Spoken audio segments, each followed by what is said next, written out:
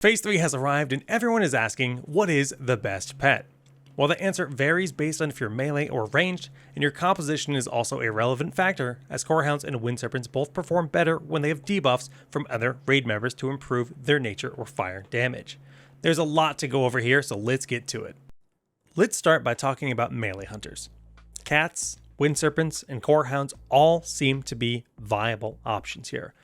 But cats with 2.0 attack speed do seem to be the most consistent and strongest out of the gate, as they're the least reliant on debuffs from other raid members. However, Wind Serpents and Corehounds aren't really that far behind, and they could potentially push ahead of cats. All three of these pets have a 2.0 attack speed, making them pair nicely with Flanking Strike, but generally, cats do seem to sim higher. But before we dive into the sims, just really quick, we are doing all of these sims as Beast Mastery. This is the build, these are the runes, so if you want to take a look at that, this is what we're looking at as the optimal build for melee hunters. Alright, so let's take a look at some of the sim data that we got here. These sims were ran as Night Elf with Alchemy and Leatherworking, and the first sim is using the Serpent Striker weapon as your offhand. This is an offhand that increases the nature damage taken by 8%, but it also reduces the nature resistance by 60%.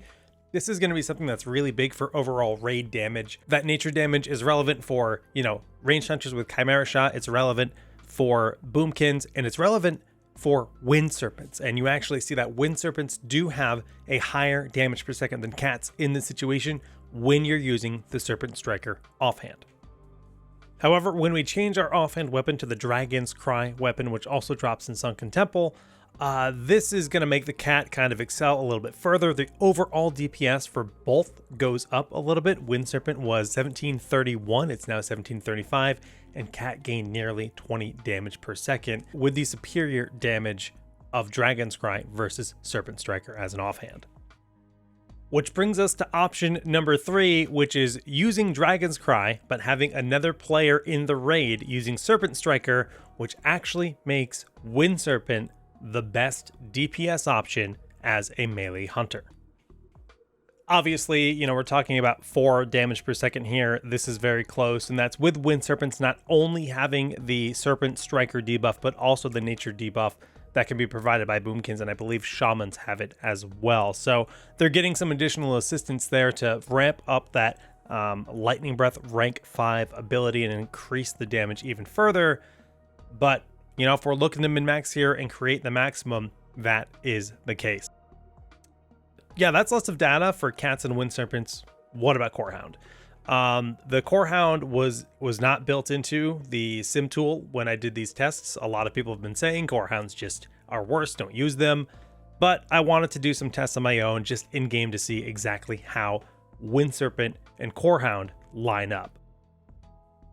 And this is just me going in and quickly doing a test. This isn't a large sample pool or anything, but we did see in this one single test killing the 47 elite that's outside of Booty Bay, that the Corehound got 164 DPS while the Wind Serpent got 149. The other relevant stat to look at here is the average basic attack damage was higher for the Corehound, that 113 versus the 106, meaning that Flanking Strike will benefit a little bit more from the Corehound than it would from the Wind Serpent. So with, Scorch being applied on enemies, that's going to benefit the Corehound as well, but the Wind Serpent has more debuffs. The nature debuffs are better, there's more of them, and the other thing the Corehound doesn't have going for it is it doesn't have the ability to use dash or anything. The only other ability I believe it can train is bite, which is fine. So moral of the story, if you really want to use the Corehound, you probably should be playing Melee Hunter because they're not going to be that much worse than Wind Serpents, and not that much worse than cats.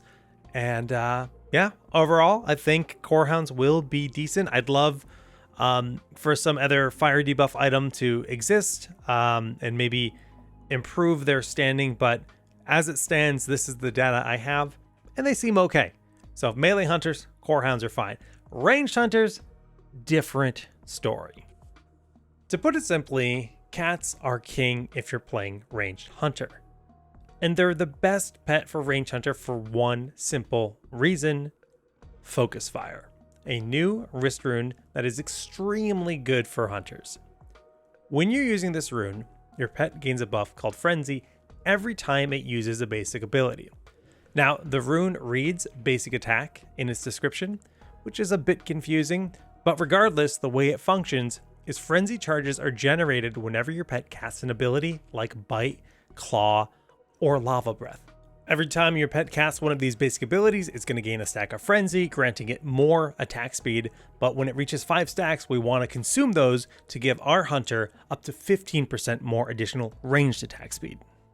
So comparing the abilities of the pets we've talked about today, Claw costs 25 focus, Bite costs 35 focus, and then Lightning Breath and Lava Breath both cost 50 focus. Due to the fact that Claw has no cooldown and has the cheapest cost when it comes to focus, the absolute best way to play Ranged Hunter is as a Marksman Hunter with a cat that is only using Claw.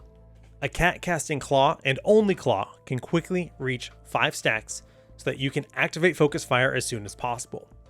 More importantly, it can then generate another 5 stacks of Frenzy within the 20-second duration of the buff, so that you maintain that 15% attack speed buff throughout the entire duration of the fight.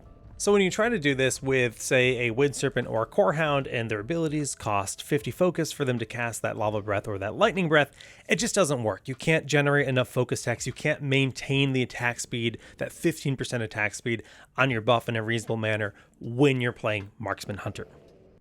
So because I know that somebody's going to say this in the comments, hey, what if we use Beast Mastery Rune instead of Chimera Shot for more focus generation? Is that viable? Well, kind of, in terms of allowing your Wind Serpent or allowing your Corehound to be able to cast their abilities more frequently. But before we get to that, let's just kind of quickly go over the Marksman build and explain why you never want to do that as a Marksman Hunter. So I think this is pretty much agreed upon by everyone. This is the top performing style of Ranged Hunter. We're putting most of our points, 33 points, into Marksman, 5 points into Beast Mastery for improved aspect of the Hawk, and then a few points for Dragon Slaying or Beast Slaying or whatever the name of that talent is. I can't remember off the top of my head. In Survival. Looking at the runes, this is where things get restrictive in terms of like using that Beast Mastery rune, as Chimera Shot is the meat of the damage as a Marksman Hunter. Really, the big combo is with the Lock and Load, Trap Launcher, and Chimera Shot runes. You're throwing in your Immolation Trap and then double tapping Chimera Shot, going through the rotation, casting Multi-Shot into a Frost Trap, and then double Chimera Shotting as well. Chimera Shot becomes such an integral part of the build, where if you take the Beast Mastery rune, you lose that, and your next best replacement is Multi-Shot, which it just doesn't pan out to be as good when it comes to DPS. But for curiosity's sake, I went ahead and respected Beast Mastery, grabbed the Beast Mastery rune, and threw my Corehound at these dummies to just see exactly how long it would take. I was manually clicking this to make sure he was casting the ability at an optimal timing, since it's using 50 at a clip. I was trying to make sure it was, just casting it pretty much immediately. And it took about 24 seconds to reach 5 stacks, which means even then, you're not going to maintain the full frenzy. So what's the point? Do me a favor. If you're playing Ranged Hunter, just use a cat. Just use a cat. All right, so just kind of summarizing what's good. Melee Hunter, we do have Wind Serpents being kind of the king, theoretically, but cats are pretty much right there. And if you don't have the gear, cats are going to be superior. But again, that's the 2.0 attack speed cats for Melee Hunter. Corehounds below both Wind Serpent and cats based on what we've seen in the data. And then when it comes to Ranged Hunter, we have cats being the only option. But what we didn't talk about is the actual attack speed of a cat being relevant. So if your tank is using Gift of Arthas, the faster the cat attacks, this is actually going to improve the damage. Very minor margins, like a 1.0 attack speed cat, there's only one in the game. It's called Broken Tooth. That's going to yield the most DPS. And then if you go to 1.2 damage per second, you lose about 3 DPS. So it's a number, right? And that'll scale all the way down to 2.0 attack speed cats, I think getting about 8 DPS less on average. So take that into consideration, but I would probably just try to tame a 1.2 attack speed cat. And here's how you do that. Plain and simple, the highest level 1.2 attack speed cat is a Swamp Jaguar. They're level 36 to 37 in the Swamp of Sorrows. Broken Tooth is about the same level in the Badlands, so if you really want to try to go for the 1.0 attack speed cat, which is better, that's in the Badlands, but it's got like a 6 to 8 hour respawn time, so I suggest just grabbing a Swamp Jaguar for your 1.2 attack speed cat. But actually, before you tame the pet, you want to make sure you have the proper pet abilities up to date on your pet. So grab Claw rank 7 in Fellwood from an Anger Claw Mauler. I believe owls in Fellwood can also give Claw rank 7. Next, we will want to train Bite rank 7 and Dash rank 3. And although range hunters will not be using Bite, these come from the same enemy. It is the Vile Branch Raiding Wolf, so we might as well learn both abilities. These wolves are tucked in the southeast corner of the hinterlands, and getting to this location can be a little bit tricky as it's tons of elite enemies scaling from mid 40s to high 50s, or sorry, low 50s. Lots of players were killing mobs around here, so it wasn't a big deal for me. You may have the same luck, you may not, but just be prepared. There are lots of elites in this area when you're coming to tame your wolf. Last but not least, we have the Jeiku Stalker, which are level 50. These will teach you Prowl rank 3. They're found on the southeast corner of Stranglethorn Vale, just to the east of Booty Bay. Tame this for both Prowl rank 3, but also these are a 2.0 attack speed pet. So if you're playing Melee Hunter, this is the best pet you can tame for Melee Hunter. As for where to get Lightning Breath rank 5 and Dive rank 3 for the up-to-date spells for your Wind Serpent, and how to tame a Corehound, I have those guides on my YouTube already, so be sure to check that out. We have guides for that, we have parse guides for last phase, we'll have parse guides for this phase, and I have guides for every single rune in phase 2 and phase 3.